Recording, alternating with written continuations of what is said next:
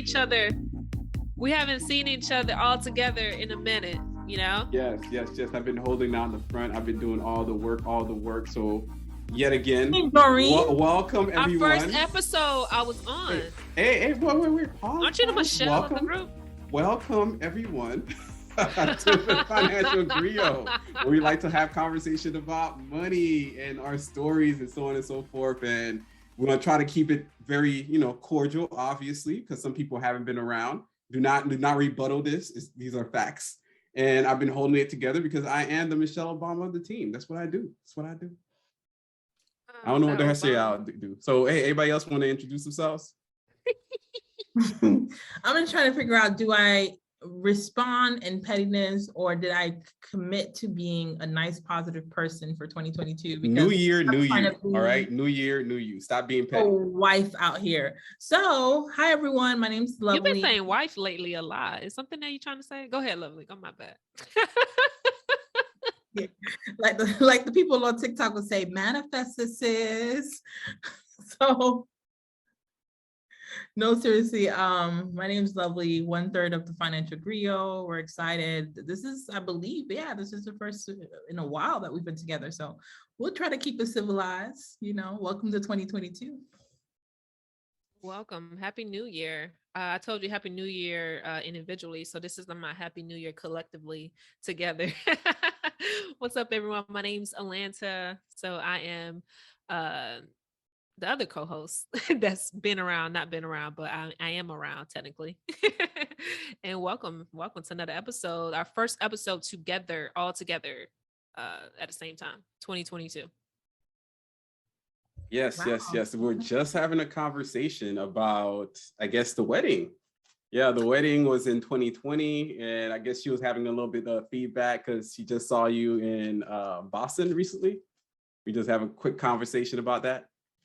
Yeah, I was telling Lawrence how I haven't seen you since his wedding. And I was like, it was so dope to see you. And we're like, oh yeah, the wedding was so beautiful. Because I hadn't been to a wedding in a couple of years since after that. And I was like, man, that was really, really good. The food was amazing. And I think it was just like that. I was telling Lawrence about that moment where Clee does your vows. Yeah. And outside looking, we don't know why Clee's the one doing the vows, but it comes out and plays so beautifully and poetically. Mm-hmm. And it kind of reminds me how like things in life that seem bad at the moment, how they end up playing beautifully anyways. Mm-hmm. So shout out to Lawrence for and Clee for that clutch win. It was really amazing. Can you give I'll give the feed. Yeah, the context is like around November each year I have allergies. So sometimes they're pretty, they can get pretty severe. And the first time it actually happened, because we're Haitian, we don't know any better. So you go through it and you kind of push through, you go to school, you go to work, you do all that stuff, and you keep getting sicker and sicker, but you just think it's something else. Haitians are really good at mal travail anyways. I gotta go through this thing. Just ignoring it. You ignored it all the way through. And one year I actually felt so ill that the guys had to take me to the hospital. And even then he was like, oh, you got allergies. I'm like, what? Allergies? I've never known of this. This is not something I'm used to. Then afterwards, I continue on the next year. And every time around this time of year, I go down. And one time I actually went, like the first year I was dating Doreen, I actually went to the hospital because it was that bad yet again. And she actually met me at the hospital, which is weird. I didn't even tell her which hospital it was, but she ended up finding me. That was just the way Doreen is. You get like hives or something like that? No, it's mucus, phlegm, and stuff like that. And that year, it actually ended up giving me it's something in the back of my throat that they had to it was really bad that year. Mm-hmm. So I guess now in 2020, I was getting married, and lo and behold, I started feeling a little weird. I still think it's okay. And I completely tanked right before the wedding. Like the night before, everybody's kicking it, having a great time. I'm dying in the room. I'm trying to pull it together. You're like, I'm gonna get better. I finished writing my vows. I like to write, but then I rewrite it. It's like, it feels a little bit more like at that moment, it made a lot more sense. So I rewrote it. And when I rewrote it, I stayed up that entire night. I'm super fatigued, super everything. And I couldn't even talk anymore. So I called Clea up and I was like, hey, I had to sign this stuff and everything like that. I'm like, this is my vows. I'm gonna need you to perform it. He read it. He's like, man, this is fire.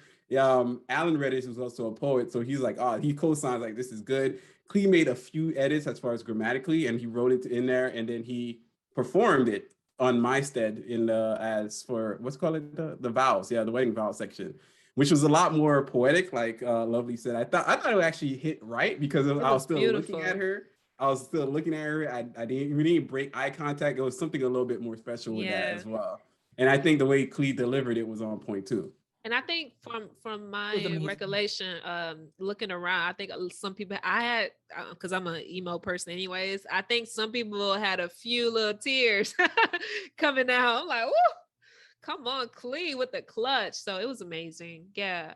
It was our first time, in a long time since Lawrence's wedding. Lovely apartment is as luxurious as you guys see on Instagram. Is actually really nice. Like, yo,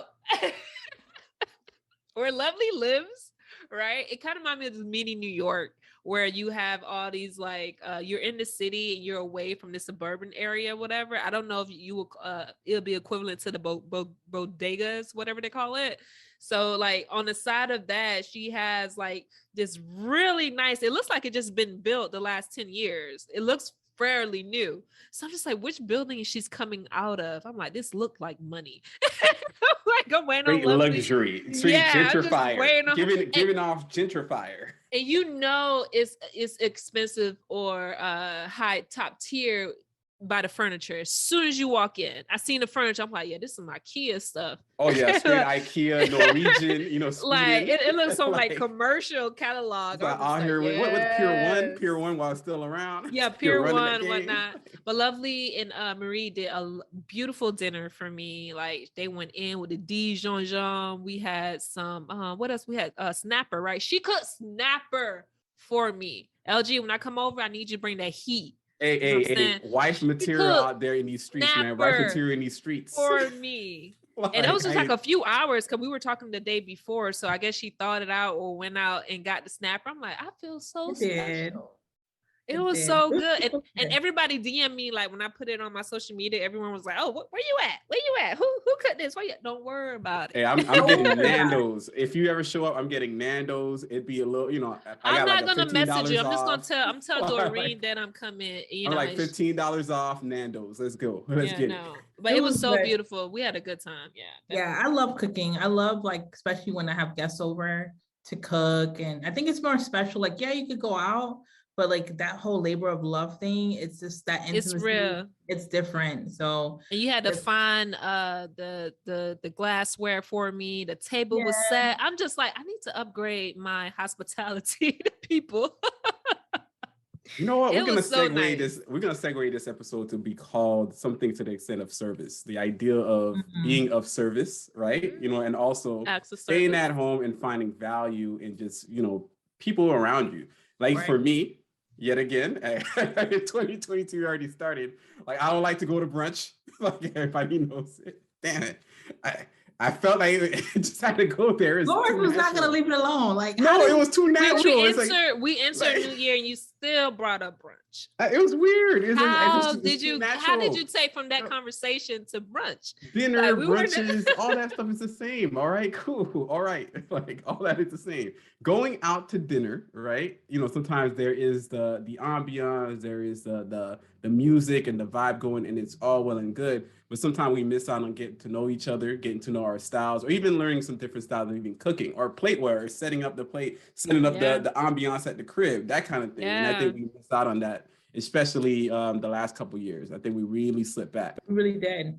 And we had fresh made lemonade from scratch. Yes, the lemonade. Marie did it, right? Yeah, Marie did the lemonade. Fire.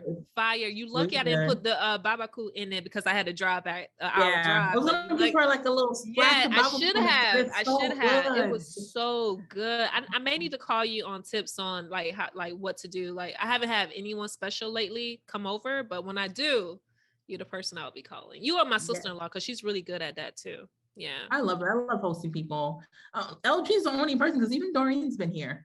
Like LG's the only one that has. No, I already know that it's gonna be like gentrified. This is what it is. I've seen the photos. I already know it's gonna nice. Be. It's gonna be so rich. Nice. I don't want to go someplace where I feel lesser than. You know what I'm saying? I don't want to be there. All right, it's not my style. I would make you guys a beautiful dinner. Last time Doreen came. Hey man, I want to keep it low. I'm gonna need you to step it back like 50% because that's the level. No, that's not who she is though. I don't want to. You know, you ever go home and you feel like you feel empty because you went somewhere too nice.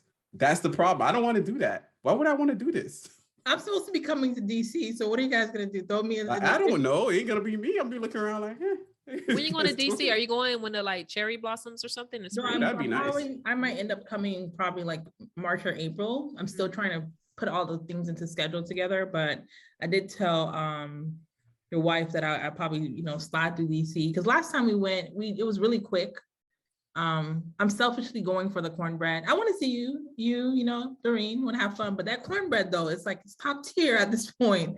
Well, the cornbread at the Founding Farmers? Yeah, I still haven't found a cornbread that tops it that I've ever had outside. It's really good. It's lovely. Good. You're just going to DC go get cornbread? No, it's that serious. The cornbread is good, but I want to I didn't get a chance to really experience DC in a way that's just more relaxed. I want to do a leisure trip that's local, where that's one of the things I'm working on every quarter to at least take 3 or 4 days to do, even if it's a local trip, because I realized that I've been so head down in work for the last 2 years, 3 years, and I really haven't traveled much. I know that's pretty much the two of those 3 was pandemic, but still, it's okay, I really want to, was it you guys that I was, dang it, I'm using the word guys, but we were talking and I mentioned the whole type of fish. Did I mention that? I don't know.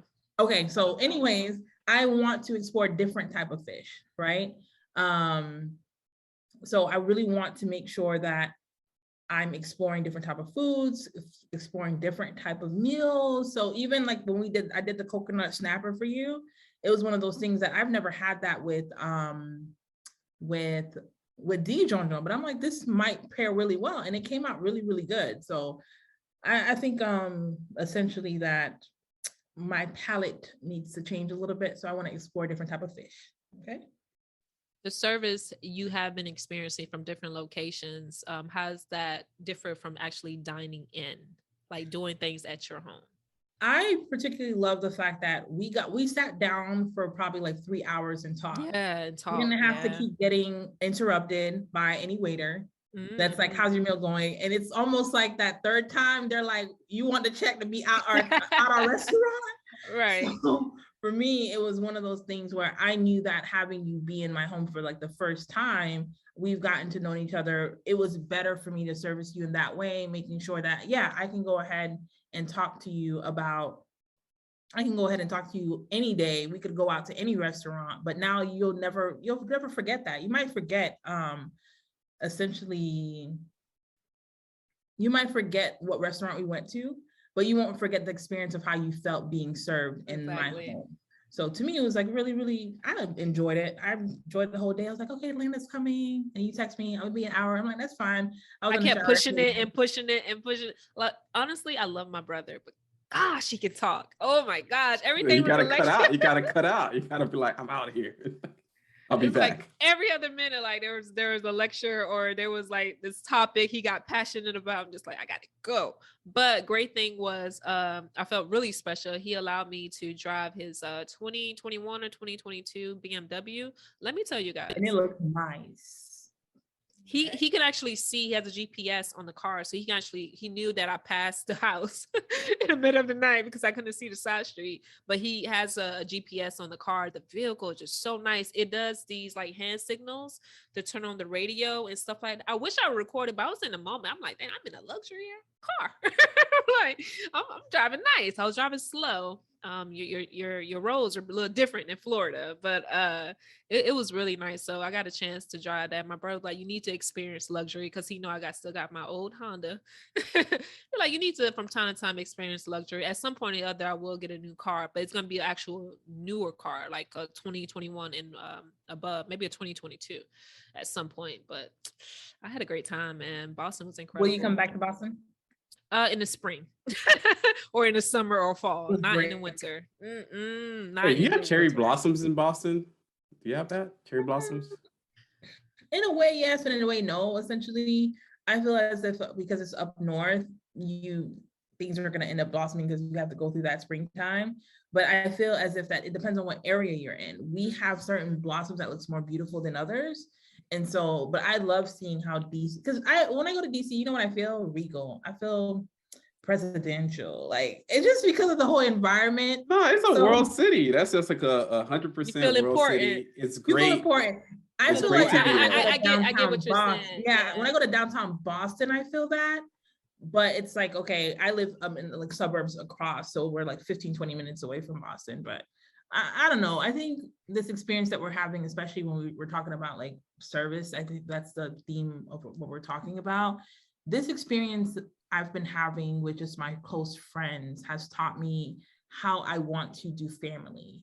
And we're doing an improv recording today. That's not our typical recording day. We won't mention the day, but we were in a group chat and we were having these conversations about like family structure. We're talking about, you know, how expensive it is, but I think we're not realizing that we need to start valuing experiences over the expense, in the sense of that you don't always have to spend thousands of dollars. Like, I know we're living in luxury, we're living whatever, but I always tell people, like, you can see my space now, but I didn't get my first space until I was 27.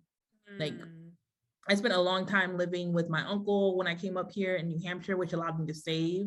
Like, of course I contributed to his household, but nowhere near, I'm probably contributing 10 times more now compare, but this is like all about relationship and all about service. The interesting story is when I transitioned from Florida to come up north, it was because my uncle had stage 4 stomach cancer. Yeah. And so I literally stopped like all the things that I was doing because his girlfriend / fiance / wife, you know, Haitians in that complicated relationships, his, you know, whatever he had going on with her at the time. Life partner. Life partner.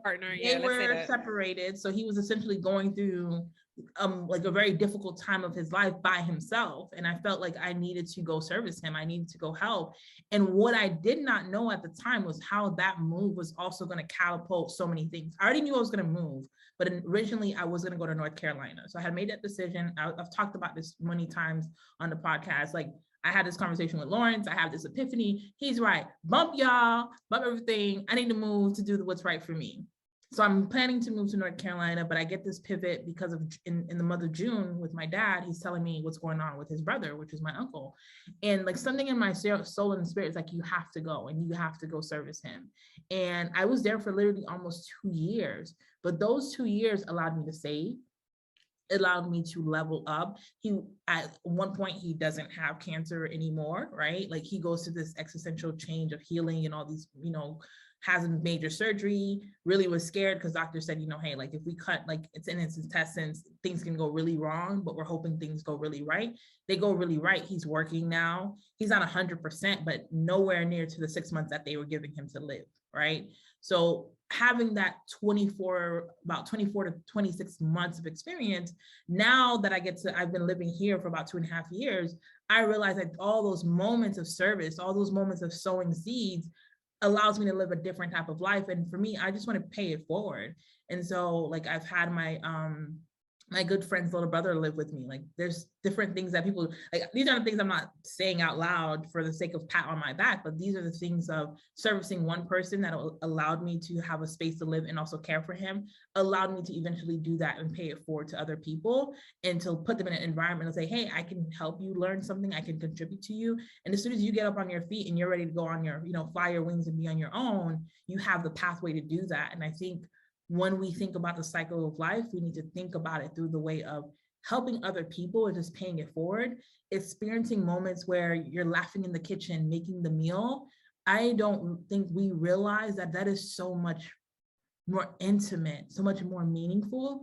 Like secretly, I want to go to Italy and know a grandma and her teach me how to make pasta. Like, yeah, I could have the, you know, the pasta in Italy at the beautiful restaurants, but there's something about going to abuelas and going to grandmothers or gunwent and seeing them and learning from them. It's so, to me, it's like epically meaningful. So mini rant, but all works out. Nah, that's actually part of my little travel thing in November. At some point, we were supposed, well, the delayed travel that we were supposed to do, but we're going to take us back to Italy and also doing like one of those cooking classes, because I believe those cooking classes are amazing. especially when you get to that one-on-one and you having that conversation, that cultural exchange. I think that's the meaning of it. What you hit on, this level of service, I think we're missing out on in this society. And everybody's kind of now looking towards themselves. Like, how can I be better for myself? How can you benefit me? So there's this big, I guess, almost the gender war continues. Like, it's not even like, it continues yet again. Hey, if you ain't making more than 50K, you trash to me, blah, blah, blah, blah, blah. I'm like, what the heck's going on? And nobody's of service anymore. The guys are not of service to women anymore, and the ladies are not of service to men anymore, and nobody's of service to the family anymore. Whereas for me, the way I think is that I literally think about my friends that are around me as close as possible. One of them, she bought a home, like a 4-bedroom. She was by herself over there, and I think some of her cousins came because they're migrating from Haiti, so they came to live with her. And last time I went over to her house, there's so much joy even on her face because she's surrounded by other people. They're cooking together, they're playing together, they're in service of each other. Of course, you're so on and so forth going to get dirty. They're going to get some messy plates, but in the end of the day, it's the mental health that we're missing out on that I don't think we put enough stock into anymore. So there's other friends that have gone quiet, gone completely dark. I'm going to need to reach out to them because I think that's what we're missing. The idea you can go to somebody's house and have a really good time and just bring a bottle of wine and just bring some cooking ingredients. Let's see what goes down. Like if somebody pops up, I guess I'm like, we got food. We'll cook it. It is what it is. Whenever I go to my sister-in-law's place, I guess the older one, when we go to her place, there's always food all over the place, right? The younger one's also a chef. So when she comes through, she says, hey, give me some ingredients. And next thing you know, it's a taco night. And it's not just regular taco, it's point tacos. And everybody's learning from all these things that we end up doing, experiences, right? We need to start bringing it back into the home and sharing those experiences, sharing the conversations, and having new experiences in the home itself to really build a better community. And that's why I'll drop it there, pass it over to Alana for her couple hot mics. No, you guys said everything. When Lovely was speaking, I was thinking about Gary Chapman book. It's called The Love Language. And it's, people kind of take it as a relationship book. And for the most part, it is relationship. But the essential part of it is how you give love, but more or less is how you receive love as well. Right. And they have these four between 5 or 6 types of love language that you may be. And when we're talking about acts of service, where you're serving people, in the case of Lovely, while her uncle was going through chemo and his immobility at that time, she was serving him because she actually loved her uncle, right? And that's how she showed love. And for the matter of her paying it forward, she wanted to be in a space in a time where she can actually continue to show love to others. And that's how our love language is. I think sometimes we kind of miss that mark where to kind of identify how we not only receive love, but how we show love too. My primary love language is acts of service, like we're discussing now, but the second love language is actually words of affirmation. And it's not just, someone complimenting me how I look or whatever. It's deeper than that. When I think about words of affirmation, it's actually people that are supporting me, telling me that I'm, doing well, or I'm helping me take accountability. And that's how they show the love that they care for me or they want the best for me. And how I give love is giving, people words of affirmation, how I can support them aside from showing my acts of service. So it is a great book to kind of identify with. And couples, or you're single, it's something to kind of look deep into yourself to see how do you show up for yourself, but more importantly, how you show up for other people too. So showing and actually receiving love too. So this is a great topic.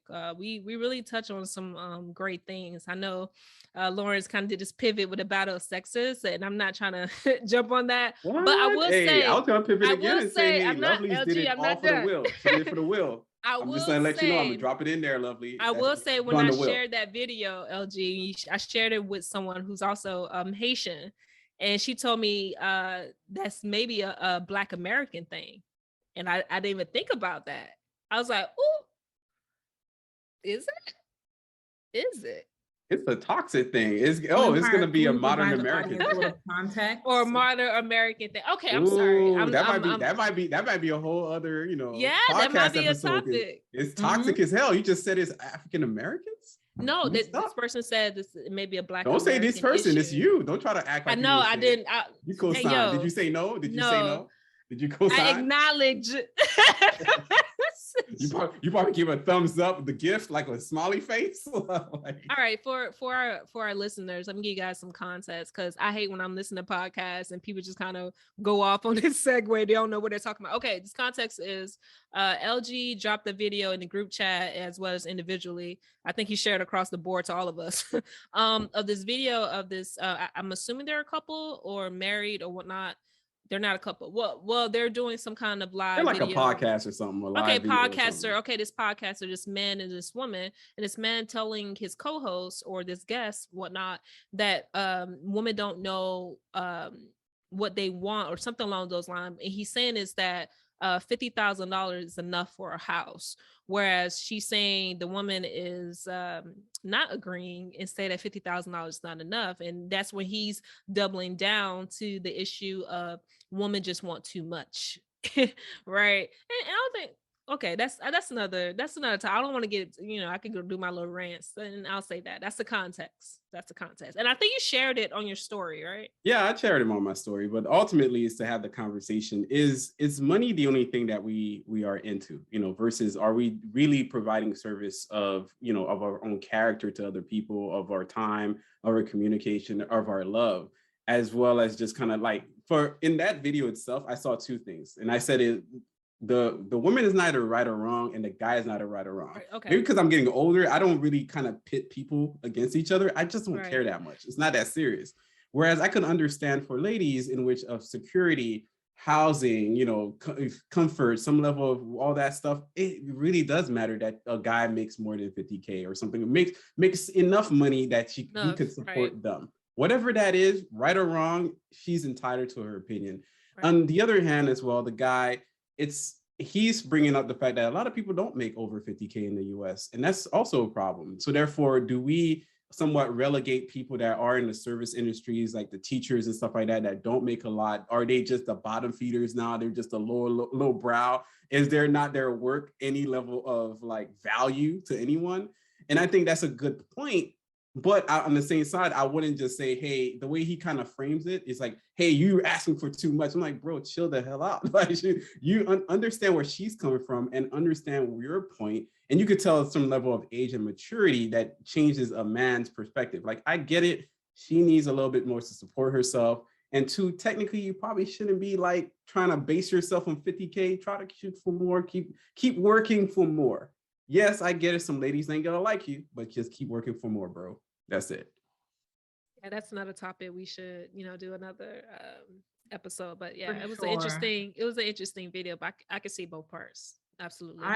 One thing I want to add, and then we can close this off, is that I think that there's a cop out that we're doing to specifically men, to say that, hey, if you provide and you have the 6 figures, that's enough for me. When then in the relationship, you know that you need more security, you need communication, you need companionship, you need care, you need service to be cared about.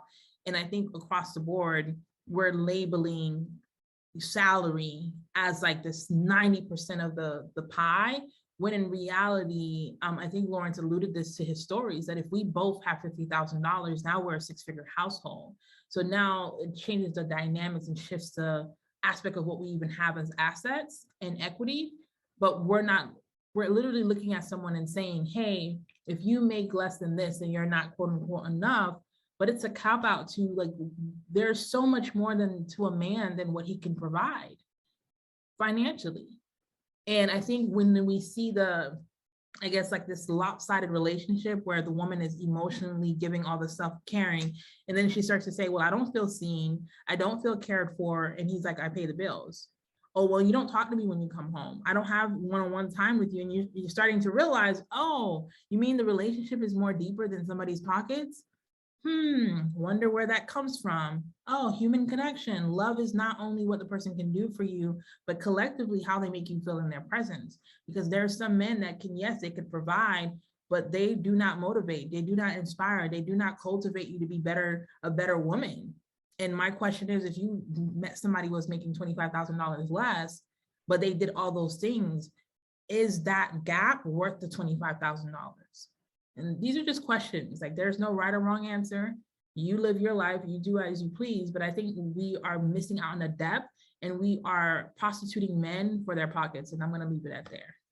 Damn, we are prostituting men for their pockets. Oh, shoot.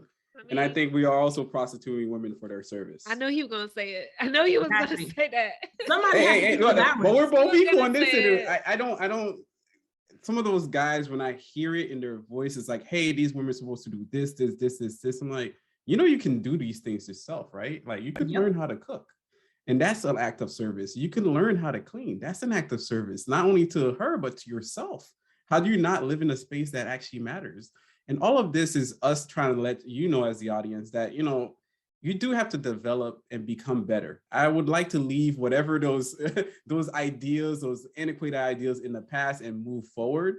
Because like 5 years from now, it wouldn't even matter, how much a person makes. If you want to be by yourself, if you want to be by yourself, just say it. Move the hell on. If you want to be with somebody else and you understand what the relationship truly means, it means that everybody is back and forth providing service to each other, just really working with each other and building something together. And that's where I'll land. Yeah, I totally agree. It's on both ends. I don't want, the ladies might come for me like, oh, what are you talking about, lovely? How much things that we do and they don't care. And Lawrence balanced out the pie for everybody. The things are weighed out, but it's both ends. And I think we need to, again, look at human beings beyond just what we can get out of them and, care about them, service them. And that's where we started, and that's where we land. We hope that essentially you learned something, that you got something. Alana thought she was going to say something, though. She was Alana, you were going to say something? I was listening, bruh. I was listening. Like, damn, I thought you was going to end. No, I was listening. Like, sometimes everything is not meant to, Okay, I got you. It was good. I was going to say something even more profound, but I think I got lost it because I just started laughing. That's what I was going to say. Guys, please, for the love of Christ, baby Jesus in the manger, please stop calling women females. Stop. That's it. That's it. It's the weirdest thing I've ever seen. Every time I hear it, I'm like, females. I'm like, stop it. We appreciate you, LG. Like, you tried. Thank you. Crap, bro. Thank you. Just stop doing it, man. Really it's the worst. It makes me cringe. I've been looking at the ladies like, it makes them cringe. Just stop it. You just killed all your game. Like, whatever game you had, whatever leverage you're just trying to set up, you've lost it. Just stop saying females. It excludes you out the game, at least. Yeah, it really does. And men, I think there's something to be said about being caring, compassionate. Like, those things are so sexy. Wanting to know my visions and being present. Man, y'all just missing out. How can he know your vision? How can he know your vision? How can he know your vision if he has none himself? And that might be the next episode. Yeah. We're gonna close out the podcast right there. Thanks again. Thank you so much for listening. Being part of it, and we're gonna be talking about this for the entire season. No.